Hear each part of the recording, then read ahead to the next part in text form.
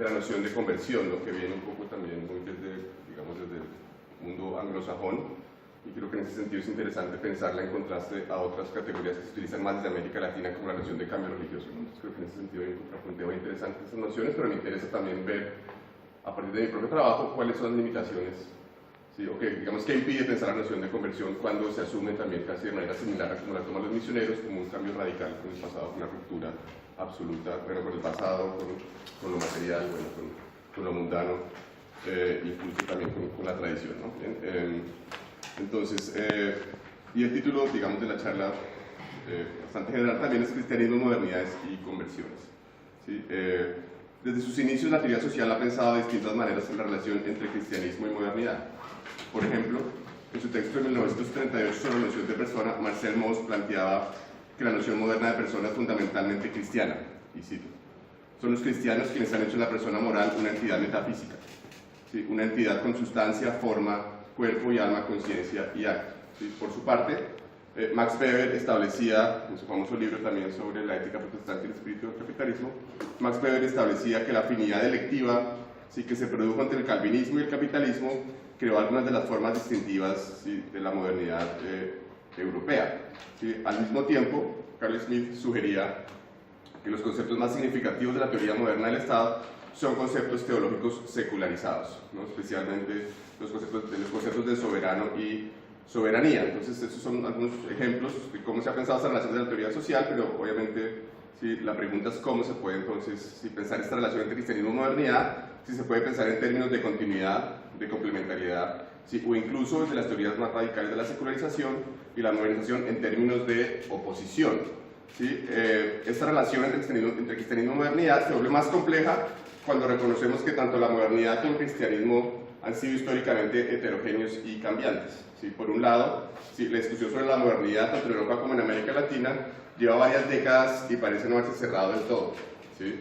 La discusión en Europa tuvo un punto de quiebre en 1993 con la publicación del libro de Bruno Latour, Nunca fuimos modernos, ¿sí?, donde sugería una revisión profunda, ¿sí?, de la definición y constitución de la modernidad a partir de prácticas de purificación que involucraban la creación de ámbitos ontológicos separados que no tenían ninguna relación, ¿sí?, entre sí. Esto implicó separar la ciencia de la política, la ciencia de la religión, ¿sí?, y la naturaleza de la cultura, ¿sí?, entre otras purificaciones que sugería en su texto. Estas prácticas de purificación y distinción eran puestas en duda por la proliferación de objetos y fenómenos, ¿sí?, de carácter híbrido, ¿sí?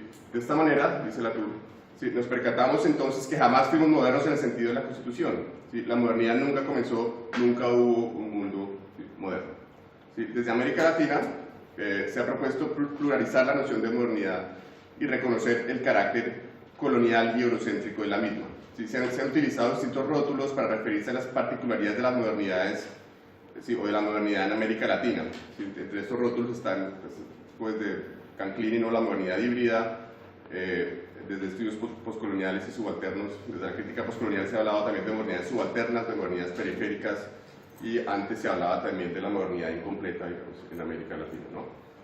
No obstante, ¿sí?, de acuerdo a Timothy Mitchell, el lenguaje de las modernidades alternativas puede implicar un juego ilimitado de posibilidades sin ningún sentido riguroso sobre lo que le otorga a la modernidad imperial o colonial su poder único de replicación y expansión, ¿sí? Este lenguaje supone una idea genérica de la modernidad modificada por circunstancias locales en una multiplicidad de formas culturales, ¿sí? Desde la perspectiva de las modernidades alternativas, se plantea que hay diferentes formas de articulación de la modernidad, ¿sí? Este modelo parte de enfatizar los procesos de lugarización e indigenización de la modernidad, mostrando cómo incluso la modernidad europea es una particular articulación cultural e histórica situada, ¿sí? Para Mitchell es necesario reconocer tanto la singularidad como la universalidad, ¿sí?, de la modernidad y tratar de entender cómo se articulan estas dos dimensiones en proyectos coloniales específicos, ¿sí? Por otro lado, Evato Restrepo, ¿sí?, plantea que si las diferentes versiones de las modernidades alternativas o vernáculas suponen una idea subyacente de la modernidad, es necesario preguntarse entonces qué tan alternativas o qué tan vernáculas son las modernidades, ¿sí?, alternativas, valga la redundancia, ¿sí? El asunto se complica más, ¿sí?, cuando reconocemos que la reivindicación de la diferencia, y esto también aplica, digamos, para debates, por ejemplo, sobre el giro ontológico, la reivindicación de la diferencia también de una manera radical, hace parte de la modernidad también, ¿sí?, pues es un producto de la misma, ¿no? Entonces, en ese sentido, Trujillo, ¿sí? Este antropólogo haitiano, ¿sí? También sugería en algún momento que la modernidad crea a sus otros, ¿no? Múltiples, multifacéticos, multidimensionales, lo ha hecho desde el primer día. Nosotros siempre hemos sido modernos, modernos diferentes, contradictoriamente modernos, modernos de otro modo, pero modernos, ¿sí?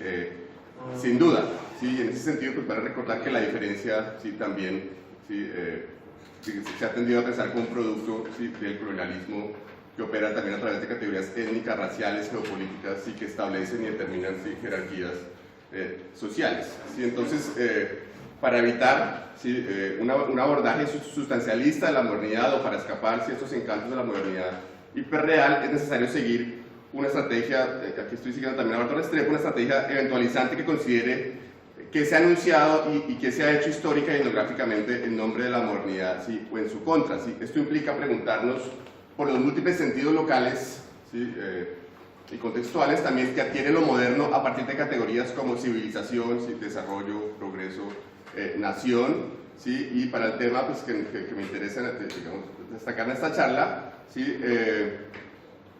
La relación entre cristianismo y modernidad, y lo moderno específicamente desde las perspectivas de los indígenas evangélicos en la Amazonía, ¿sí? También puede referirse a lo mundano, ¿sí? A los bailes, al dinero, ¿sí? Al alcohol, obviamente sin olvidar que esas concepciones cristianas e indígenas del mundo, ¿sí? También son modernas. Sobre esto voy a volver, ¿sí? Después, ¿sí? También como lo plantean, ¿sí? Pablo Wright y César Siriani, las heterodoxias que emergen, ¿sí? Dentro del campo religioso en América Latina también expresan una imaginación cultural, ¿sí? De la modernidad. ¿Sí? Algo similar entonces sucede con la noción de cristianismo, en la medida en que es imposible hablar de un solo cristianismo y cada vez es más difícil identificar los rasgos supuestamente esenciales o universales del cristianismo. ¿Sí? A pesar de esto, en textos clásicos que abrieron también un poco este campo de antropología del cristianismo, ¿sí? Desde Inglaterra, por ejemplo, a pesar de esto, autores como Fenella Cannell sugieren que el carácter distintivo del cristianismo es que está construido sobre una paradoja que tiene como punto de partida dos doctrinas. ¿Sí? Por un lado, la doctrina de la encarnación, ¿sí? La idea de que Dios se hizo carne a través de Cristo, y por otro lado, la idea de la resurrección, ¿sí? Donde después de la muerte salvadora de Cristo en la cruz, ¿sí? A todos los cristianos se les promete la salvación física después del juicio final. ¿Sí? Y a través precisamente de esta idea de la encarnación, el cristianismo construye una nueva relación entre el sujeto y el mundo, en la medida en que lo divino, ¿sí? Comienza a ser parte de un mundo trascendental y se crea la idea de un Dios distante con el cual hay que establecer mediación, ¿sí? O comunicación. ¿Sí? Esto de todas formas, como lo vamos a mostrar también, digamos, se opone, sin caer de todas formas en el esencialismo, se opone, por ejemplo, a el carácter más inmanente de, si quiere, ontologías indígenas o cosmologías indígenas, donde no necesariamente lo divino está asociado con lo trascendente. ¿Sí? Para Cannell, entonces, tanto la idea de trascendencia como la idea de salvación terminan siendo rasgos esenciales del cristianismo. ¿Sí? Y a su vez, la idea de trascendencia produce una nueva noción de interioridad, ¿sí? Que surge, ¿sí? A partir de la necesidad del cristiano de considerar el destino de su alma. ¿Sí? Por su parte, ¿sí? Joel Robbins, que también ha sido uno de los protagonistas en este campo de antropología del cristianismo, ¿sí? Joel Robbins plantea que la tensión entre el orden mundano y el orden trascendental es fundamental del cristianismo, ¿sí? En sus diversas expresiones. ¿Sí? Otros autores como Robert Hefner, ¿sí? Sugieren que más allá de los intentos por determinar los contenidos esenciales del cristianismo, está demostrado una habilidad importante y casi que única para acomodarse y adaptarse a distintos contextos y lugares. ¿Sí? De allí que Hefner considera el cristianismo como una religión del mundo. ¿Sí? Y esta condición la compartiría con otras religiones, ¿sí? De las religiones, digamos, del libro, es decir, Islam y judaísmo, pero también después fueron incluidas, es una historia un poco, digamos, relativamente compleja, después fueron incluidos el hinduismo y el budismo, ¿no? Como religiones del mundo, ya después en el siglo XIX. ¿Sí? En ese sentido, para Hefner, el cristianismo no sería solamente algo eurocéntrico, sino que lo que lo caracterizaría, según, ¿sí? Hefner, es precisamente esa capacidad de rehacer el mundo, ¿sí? Y no aceptarlo, ¿sí? De una manera pasiva, ¿sí? Y estaría también guiado el cristianismo por esa visión, ¿sí? Redentora, pero justamente es esa capacidad de propagarse, esa capacidad de viajar y de transformarse en el tiempo y en el espacio, lo que le otorgaría su carácter distintivo al cristianismo y no tanto unos contenidos fijos e inmutables. ¿Sí? Hefner se pregunta entonces si el alcance del cristianismo en términos históricos y geográficos se deriva solamente de su asociación con poderes coloniales, ¿sí?, estatales o hegemónicos, ¿sí? Sin embargo, parte del problema de la propuesta de Hebner es un poco esta distinción justamente entre religiones del mundo y religiones tradicionales, donde las religiones del mundo supuestamente estarían preocupadas por cosas más trascendentales y las religiones tradicionales, entre esas religiones indígenas, que estarían más preocupadas por el aquí y el ahora y por resolver cosas prácticas, digamos, en el presente y en el mundo inmediato. ¿Sí? Entonces, obviamente, ¿sí?, dentro de este proceso de, digamos, expansión del cristianismo, pero también de digamos, su capacidad para moverse y para adaptarse a distintos contextos, ¿sí?, los misioneros obviamente cumplen un papel fundamental, ¿sí?, en la expansión global del cristianismo, aunque también es necesario reconocer que la conversión o el cambio religioso no se explica solamente por el trabajo de los misioneros, ¿sí? En ese sentido hay múltiples agentes, ¿sí?, de cambio religioso, ¿sí?, y de todas formas, ¿sí?, esos encuentros entre poblaciones locales y misioneros resultan siendo escenarios privilegiados para entender cómo viaja justamente el cristianismo y cómo es indigenizado o apropiado, ¿sí?, de múltiples maneras, ¿sí? Obviamente no todo se reduce de nuevo, ¿sí?, al trabajo de los misioneros, no podemos tampoco caer en narrativas, digamos, heroicas de que, ¿sí?, son los misioneros los únicos agentes de expansión del cristianismo, como si la apropiación no tuviera también, ¿sí?, un peso, digamos, importante, y los cristianismos también que surgen a partir de esos encuentros.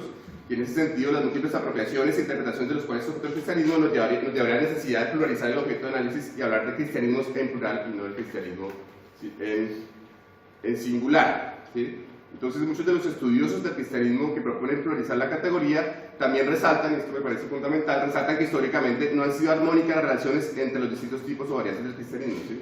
Son conocidas las fricciones y disputas entre los protestantes, sobre todo el protestantismo histórico, y católicos, ¿sí?, tanto en Europa como en América Latina, al tiempo que son conocidos los conflictos entre misioneros de distintas órdenes religiosas o vertientes del cristianismo en las regiones de frontera, ¿sí?, en varios países de América Latina. Bueno, en el libro ustedes mencionan varios, ¿no?, conflictos, y en ese sentido, pues, digamos, como punto de partida, una antropología del cristianismo, a mi modo de ver, desde América Latina, pensada desde estas zonas de frontera, ¿sí?, implicaría pensar los conflictos, ¿sí?, que surgen entre distintos agentes de cambio religioso y cultural. En mi caso particular, he podido también rastrear, ¿sí?, conflictos entre misioneros católicos y caucheros, entre misioneros evangélicos y misioneros católicos, entre misioneros católicos e indígenas evangélicos, entre profesores del Estado y misioneros católicos. Es decir, hay cualquier cantidad de agentes que cambian posiciones y que se disputan también, si se quiere, ¿sí?, la soberanía sobre o el gobierno también de los indígenas, ¿no? Sí, esto implica también poner en evidencia la heterogeneidad del cambio misional, ¿sí?, y la multiplicidad de agentes coloniales que convergen por el control, ¿sí?, de las sociedades indígenas, al mismo tiempo, ¿sí?, situar el conflicto como algo central, ¿sí?, en los procesos de misionalización. Es decir, no se trata de un proyecto homogéneo, ¿sí?, donde todos los agentes están de acuerdo en qué consiste la civilización o en qué consiste o en cómo convertir a los indígenas, por poner algunos ejemplos, sino que hay obviamente disputas en torno a los mismos, ¿sí?, proyectos de evangelización y civilización. Entonces, una de las maneras posibles de pensar la relación entre modernidad y cristianismo, o entre las modernidades y los cristianismos, es a través de la noción de conversión, ¿sí? Y una de las ideas más comunes en la antropología del cristianismo es asumir que se puede establecer una equivalencia entre la conversión al cristianismo, especialmente en sus variantes protestantes, y la idea de volverse moderno, ¿sí? Esta equivalencia, sin embargo, corre el riesgo de superar una teleología donde todos, si creyentes y no creyentes, indígenas y no indígenas, inevitablemente nos dirigimos hacia la modernidad, y ese sería, ¿sí?, el punto de llegada para todos, ¿sí? Otra cosa que menciona también Tal al-Assad en un postfacio que tiene un libro de Conversión a las modernidades, plantea que de alguna manera solo se hará la conversión en términos religiosos, ¿sí?, y no se exploran justamente otras conversiones, ¿sí?, no solo, qué sé yo, de personas, ¿sí?, que dejan de ser católicas y comienzan a tomar yaje o comienzan a incursionar en religiones indígenas, pero también conversiones, si se quiere, de carácter más secular, o la misma idea de volverse moderno también para Tal al-Assad requeriría, ¿sí?, el mismo, digamos, grado de atención, ¿sí? Entonces, algunos autores incluso han llegado a identificar similitudes entre las narrativas de la conversión y la modernidad, ¿sí?, en la medida que ambas comparten lo que Webkin llama una narrativa moral de progreso que tiene como eje la emancipación humana y el dominio de sí mismo,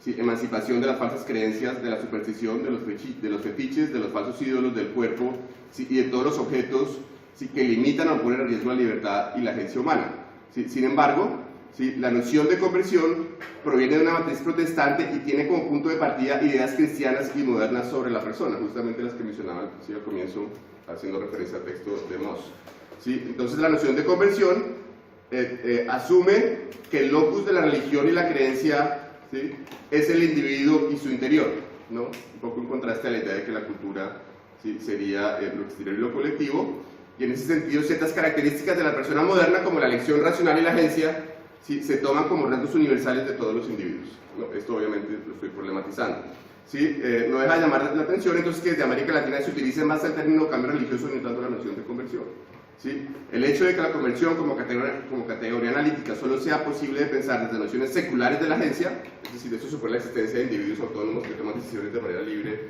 y elecciones sobre todo racionales, ponen en entredicho la utilidad de esta categoría para pensar procesos de cambio religioso de una manera compleja y que no estén determinados solamente por la creencia, la doctrina, ¿sí?, o la verdad religiosa, ¿sí? Al mismo tiempo, el énfasis de la conversión del individuo hace menos inteligible o más difícil de establecer la conexión entre conversión y cambio, ¿sí?, cultural o cambio social, ¿sí? Obviamente, ¿sí?, también es necesario preguntarse qué implica pensar la conversión como cambio cultural, ¿sí? ¿De qué tipo de cambio cultural estamos hablando? ¿Sí? Estamos hablando de, de una descontinuidad radical, qué es lo que cambia cuando alguien se convierte, ¿sí? Entonces, un poco hablando sobre mi trabajo de campo en la Amazonía, muchos de los relatos de conversión que tuve la oportunidad de escuchar, ¿sí?, incluidos los de pastores indígenas, la adhesión al cristianismo no aparecía como resultado de una elección racional o incluso como resultado de una decisión personal, ¿sí? En las generaciones más antiguas la conversión iba de la mano con aprender a leer la Biblia en su propia lengua, mientras que en las generaciones más recientes la conversión se produce como resultado de una epifanía en muchos casos, ¿no?, provocada por eventos o situaciones específicas, ¿sí? La conversión aparece en estos relatos como algo contingente que depende de la influencia y acciones de otros agentes, ¿sí?, agentes humanos y no humanos. Esos agentes pueden incluir la palabra de Dios, parientes, familiares, la comunidad, la iglesia, voces interiores, ¿sí?, entre otros agentes. ¿Sí? Cuando se reconstruye de manera retrospectiva, ¿sí?, la conversión parecería más algo que le pasa a la persona y no algo que previamente fue planeado y decidido, ¿sí? Es decir, a uno lo convierte también, es algo que le pasa a uno y no necesariamente algo que uno escoge, ¿sí?, o que uno busca, digamos, deliberadamente, ¿sí? Entonces, por ejemplo, Mario Jiménez, uno de los pastores cuinados que conocí en Guainía, me contaba que después de una pelea en una borrachera con un amigo en el año 1974, escuchó una voz en su cabeza que le decía que debía dejar el lugar donde estaba y buscar un lugar donde le predicaran la palabra de Dios, ¿sí? Pocos días después, la esposa de Mario llevó a su casa a los cuinados cristianos muy creyentes para que hicieran un culto en su casa y después de ese culto Mario aceptó recibir, ¿sí?, la palabra de Dios. Mario insistía que era la palabra de Dios la que lo disciplinaba, ¿sí? Entonces de esta manera se hace evidente que nociones seculares y liberales de la agencia humana no nos sirven para entender cómo adquiere sentido la conversión al cristianismo o cómo incluso sucede esa conversión, ¿sí? Porque precisamente la noción de conversión pone en entredicho la misma noción de agencia, así como la asociación de la agencia con la resistencia o el cuestionamiento, ¿no?, del orden social, ¿no? En ese sentido lo trabajaba mucho Saba Mahmoud, ¿sí?, donde, es decir, este problema de pensar la agencia solo como cambio, ¿no?, solo como la posibilidad de cambiar o de transformar. Siempre me ha gustado mucho también insistir en cómo, obviamente hay mucha agencia en la reproducción del status quo, ¿no?, de la reproducción del orden social, ¿sí?, como tal, también implica, ¿sí?, mucha agencia, y también autores como Tan Lazada han incluso llegado a plantear que las nociones modernas de agencia usualmente tratan de convertir un mundo de accidentes o contingencias en un mundo de responsabilidades legales y morales, ¿sí? Otra de las grandes limitaciones de la noción cristiana de conversión es su énfasis en la discontinuidad, ¿no? Entonces, volviendo a Canel, Fenella Canel también plantea que de la mano con la noción de trascendencia, el cristianismo también constituye supuestamente una religión de la discontinuidad radical, ¿sí? Discontinuidad entre este mundo y el otro, pero también en los procesos de conversión, discontinuidad entre, sí, el presente, digamos, cristiano y el pasado, si se quiere, mundano y demás, ¿sí? Entonces, por su parte, Joel Robbins también sugiere que los antropólogos les cuesta trabajo entender, explicar las narrativas cristianas de cambio, porque los modelos de cambio que crea la antropología, o los que sustenta la antropología, y los modelos de cambio que produce el cristianismo están basados en nociones del tiempo y la creencia distintos, ¿sí? El problema para Robbins radica en que la noción antropológica de cultura tiende a enfatizar la continuidad, esta idea de que las culturas perduran en el tiempo y son difíciles de cambiar, ¿sí? Y por esto no nos sirve entonces para pensar procesos de cambio radical que supuestamente están en juego en la conversión. Según Robbins, mientras los antropólogos sigan privilegiando un pensamiento de la continuidad y la antropología siga siendo una ciencia de la continuidad, va a ser muy difícil que se desarrolle una antropología del cristianismo que pueda dar cuenta del cambio radical que supone, ¿sí?, la conversión al cristianismo, ¿sí? y de nuevo volviendo a mi trabajo de campo, con misioneros indígenas cristianos en la Amazonía colombiana, pude constatar que tanto los misioneros como los indígenas cristianos, ¿sí? No ven la conversión al cristianismo solo como ruptura, ¿sí? Si bien ambos actores reconocen las transformaciones implicadas en la conversión al cristianismo, también enfatizan la continuidad cultural, aunque lo hacen por razones distintas, ¿sí? Es necesario obviamente recordar acá que cuando se habla de ruptura con el pasado, ¿sí? Esa ruptura implica la construcción previa o reinterpretación de ese pasado en términos, ¿sí? Cristianos, ¿sí? Entonces, por un lado, los misioneros argumentan que ellos no cambian la cultura, sino que cambian individuos en la medida que la conversión corresponde a un cambio interior, ¿sí? Es decir, la conversión sería un cambio ante todo individual que no implicaría cambios culturales profundos. Y cito aquí un misionero que me decía, norteamericano, que me decía: no perdemos nuestra cultura cuando nos volvemos cristianos, solamente rechazamos cosas de nuestra cultura que contradicen nuestras nuevas creencias, ¿sí? Me decía Larry Richardson, uno de los misioneros vinculados a nuestra misión, que había trabajado en guanillas de la década del 70 y estaba ayudando en ese momento a estandarizar, ¿sí? El alfabeto de una lengua indígena, de la lengua Puinave. Según Richardson, los Puinaves todavía se saben los mitos, pero ya no creen en ellos, ¿sí? Aunque otro misionero colombiano me decía que algunos todavía creen en sus mitos, ¿sí? Como ejemplo de esto decía que la gente seguía creyendo que el camajay, que es un bejuco que se utiliza mucho como veneno, pero implica rezos también para que pueda funcionar, ¿sí? La creencia de que el camajay causa enfermedades en la continuidad cultural, ¿sí? También fue abordada por otros misioneros que llegaron a decirme que ellos fortalecían la cultura porque al traducir el Nuevo Testamento a lenguas indígenas prohibían el uso de estas lenguas, ¿sí? Y por otro lado, entender la conversión solo como ruptura y discontinuidad con el pasado también es problemático, justamente porque, entre comillas, las religiones indígenas, ¿sí? Que supuestamente quedan atrás con la conversión al cristianismo, implican otras formas de creer y hasta cierto punto, ¿sí? Otras ontologías. No me interesa igual, digamos, o sea, no me considero ontológico o parte del filo ontológico, pero creo que sí se puede abordar de una manera más crítica y historizarlo más, cuando uno de los misioneros que me ha dicho que la gente seguía creyendo en el camajay, me decía también que la brujería era real y tenía efectos concretos en la medida en que un brujo era capaz de matar a una persona, ¿sí? Y como el misionero enfatizaba que para nosotros era difícil de creer, pero que esto era verdad, que digamos, era totalmente posible. Entonces, a pesar de todos los intentos por erradicar las prácticas chamánicas a través de la destrucción de objetos e instrumentos asociados con esas prácticas, ¿sí? La brujería sigue siendo parte de la vida cotidiana de las comunidades indígenas evangélicas. Aquí es interesante ver cómo esa idea de que si destruían los instrumentos o los bejucos que utilizaran o los materiales que utilizaran, entonces iban a desaparecer, por decirlo así, entre comillas, las creencias, ¿sí? O digamos la dimensión inmaterial de esas prácticas iba también a ser transformada o iba, ¿sí? A incluso a desaparecer, ¿sí?